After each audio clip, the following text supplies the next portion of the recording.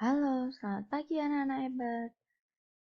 Bertemu lagi dengan Bu Novi di hari Jumat tanggal 18 September 2020. Nah, hari ini kita akan belajar materi IPS kembali.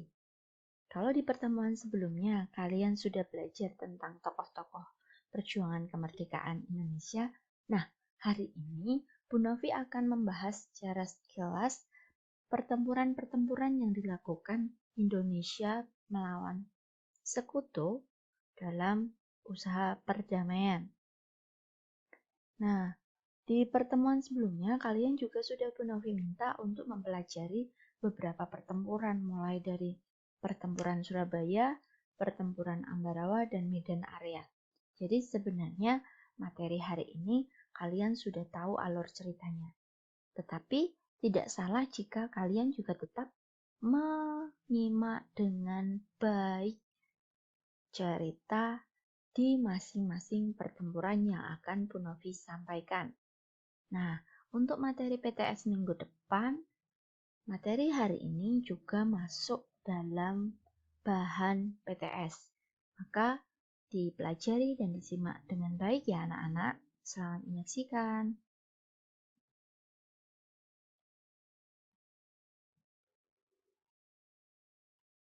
Dimulai yang pertama yaitu peristiwa 10 November 1945 atau yang bisa kita sebut dengan Pertempuran Surabaya. Usaha perdamaian dan agresi militer Belanda. Usaha perdamaian yang dilakukan Indonesia itu dilakukan dengan dua cara. Yang pertama, perjuangan fisik atau kekuatan militer yaitu bertempur. Yang kedua, perjuangan diplomasi atau perundingan tanpa adanya pertempuran.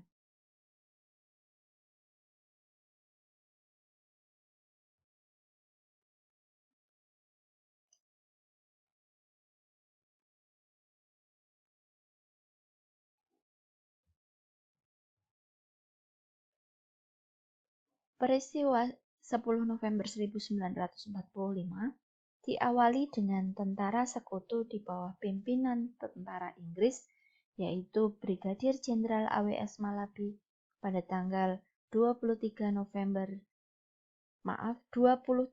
Oktober 1945.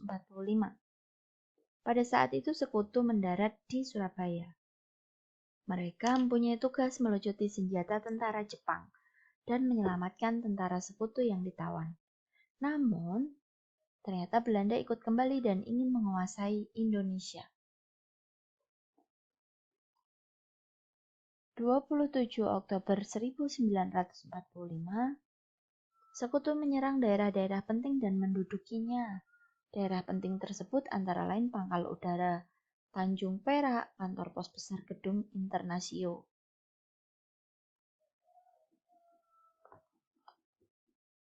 Pertempuran pun tidak dapat dihindari. Pertempuran terjadi atau berlangsung selama 2 hari. Namun pada pertempuran ini, tentara Indonesia berhasil memukul mundur sekutu. Kala itu, Panglima Inggris meminta agar peperangan dihentikan. 30 Oktober 1945, akhirnya sekutu meninggalkan Surabaya. Namun ternyata sekutu ingkar janji kembali, gedung yang harusnya ditinggalkan malah tetap dipakai dan dipertahankan. Pemerintah Indonesia sudah mengingatkan Brigadir Jenderal Malabi untuk meninggalkan Gedung Internasio, tetapi ditolak. Terjadilah pertempuran yang menewaskan Brigadir Jenderal Malabi. Ketika beliau terbunuh, tentara Inggris mendatangkan pasukan yang lebih besar di bawah pimpinan Jenderal Mansard pada tanggal 9 November 1945. Hingga akhirnya Inggris mengeluarkan ultimatum terhadap rakyat Surabaya. Isinya, setiap orang Indonesia yang mempunyai senjata api harus diserahkan kepada Inggris.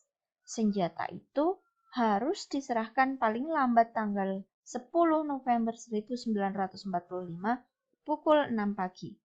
Apabila tidak dipenuhi, Surabaya akan digempur dari udara, darat, dan laut.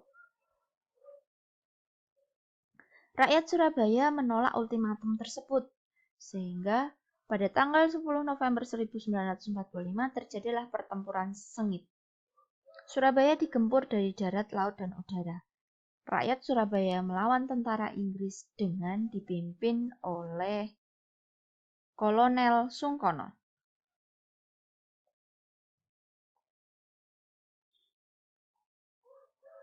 Demikian tadi pertempuran Surabaya. Kemudian selanjutnya adalah pertempuran Ambarawa.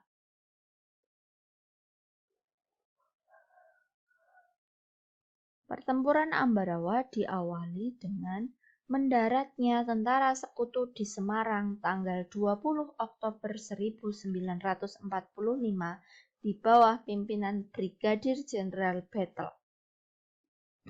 Mereka datang dengan tujuan untuk mengurus tawanan perang dan tentara Jepang di Jawa Tengah.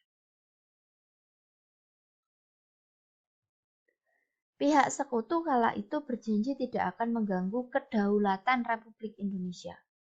Di Magelang terjadi pertempuran dengan sekutu yang disebabkan sekutu diikuti oleh Nica yang mempunyai tujuan membebaskan tawanan perang Belanda di Magelang dan Ambarawa. Ketika tentara sekutu sampai di Ambarawa, dihadang oleh pejuang Indonesia yang dipimpin oleh Letnan Kolonel M. Sarbini. Pada saat terjadi pertempuran di Ambarawa, Letnan Kolonel Isdiman gugur.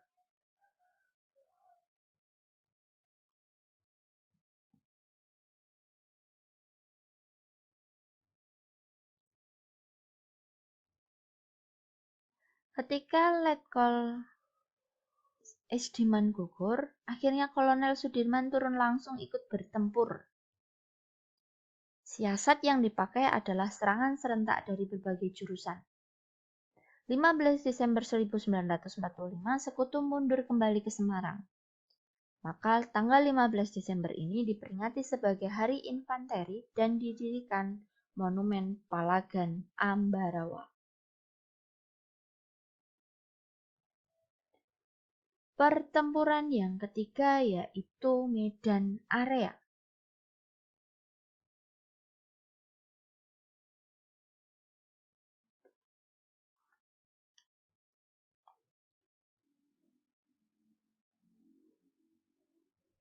Pertempuran Medan Area.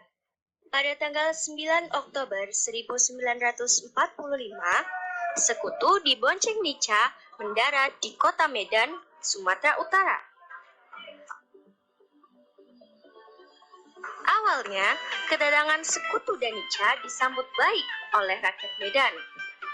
Gubernur Sumatera Utara, Teuku Muhammad Hasan, mempersilahkan tim Relief of Light of War and Internet atau RAPI untuk menjalankan misinya, yaitu membebaskan para tawanan perang Jepang yang berasal dari Eropa dan meluncuti tentara Jepang serta mengumpulkan mereka untuk dipulangkan.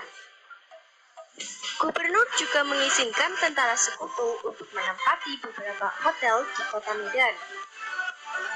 Namun pada kenyataannya, sekutu dan Nica malah mempersenjatai bekas tawanan yang mereka bebaskan serta membentuk Medan Batalion KNI yang memiliki tugas untuk mengambil alih kekuasaan di kota Medan. Hal ini menimbulkan konflik dengan TKR dan Barisan Pemuda Indonesia pimpinan Ahmad Tahir.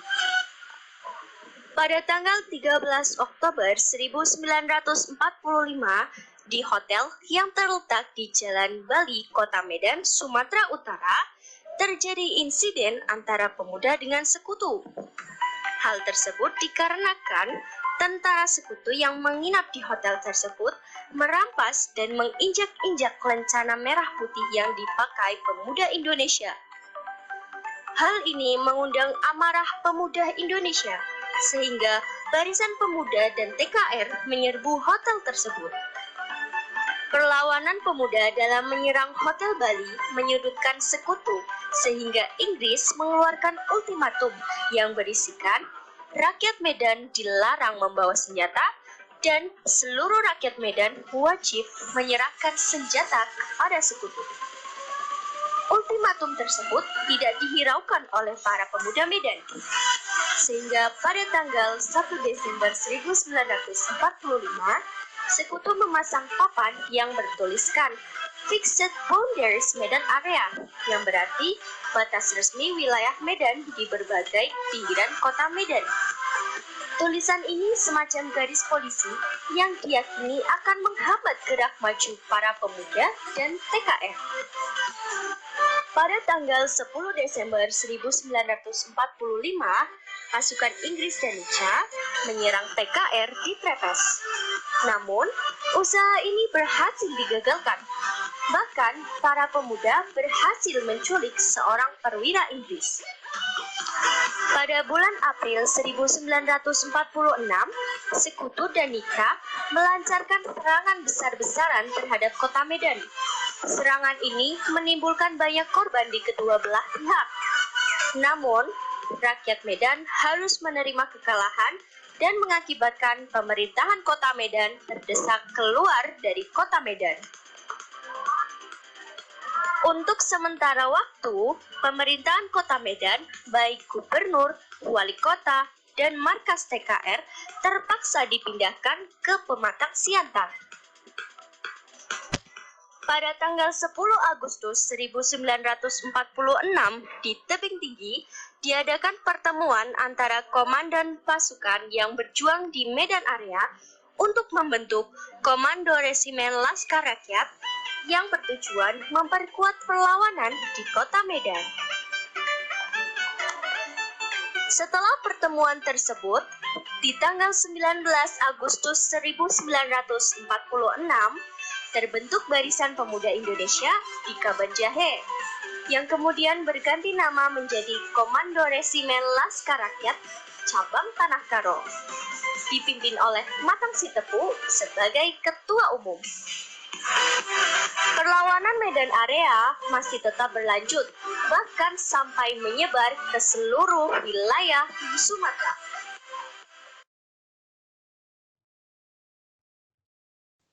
Oke, itu tadi pertempuran Medan Area. Sekarang kita akan lanjut ke pertempuran yang keempat, yaitu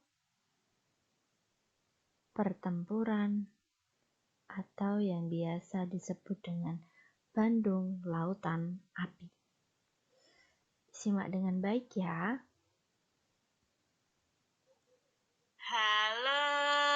Halo Bandung, ibu kota periangan. Sekarang telah menjadi lautan api, mari bung rebut kembali. Kenapa ya kok disebutnya Bandung Lautan Api? Nah, gini ceritanya. Dulu, pada bulan Oktober 1945, tentara Sekutu dan Nica datang ke Bandung. Mereka langsung menguasai kantor-kantor penting di Bandung. Tapi pasukan kita pasti langsung lawan kan, Om? Iya dong, pokoknya semua badan-badan perjuangan ikut melawan Sekutu.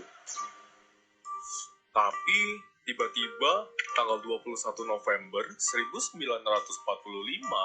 ada ultimatum dari Sekutu. Isinya apa, Om? Pokoknya rakyat disuruh mengosongkan kota Bandung bagian utara. Paling lambat tanggal 29 November 1945. Hah? Bagian utara? Oh iya, Om lupa kasih tahu.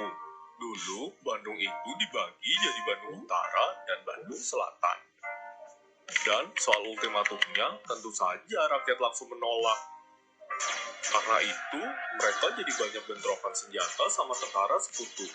Duh, senjata kita dulu kan masih belum memadai, Om. Iya, Danang.